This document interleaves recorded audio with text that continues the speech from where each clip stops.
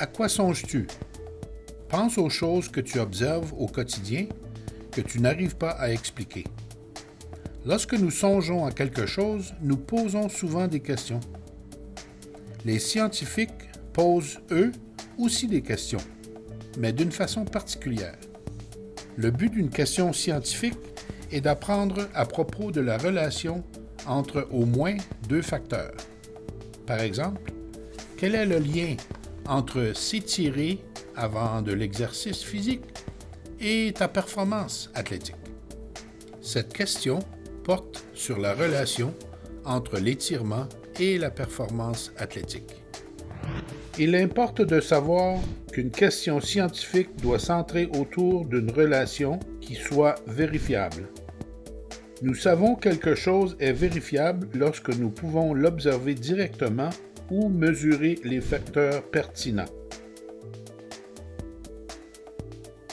Par exemple, la question « Quel est l'impact de s'étirer sur la performance athlétique ?» est vérifiable parce que nous pouvons mesurer le montant de réchauffement qui est fait ainsi que la performance athlétique. Voici une question qui n'est pas vérifiable. Les aliments qui ont bon goût sont-ils aussi bons pour la santé? Bien que cette question soit intéressante, elle ne peut pas être prouvée scientifiquement car elle implique des sentiments et des opinions personnelles. Comment pouvons-nous changer cette question pour la rendre scientifique?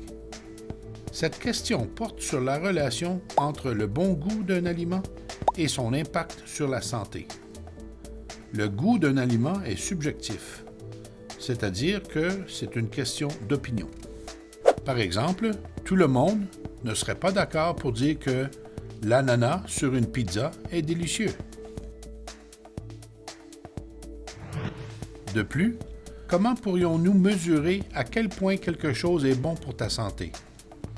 Certains diront que le chocolat les rend heureux et que ce sentiment est bon pour la santé.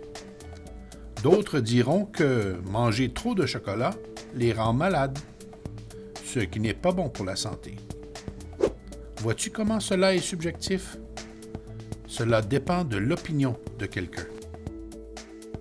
Pour rendre cette question vérifiable, pense aux choses qui peuvent être mesurées ou observées de la même façon par n'importe qui et lorsqu'elles sont mesurées et observées plusieurs fois, vont donner les mêmes résultats. Ces types d'observations et de mesures sont objectives. Elles dépendent sur des faits et non les opinions.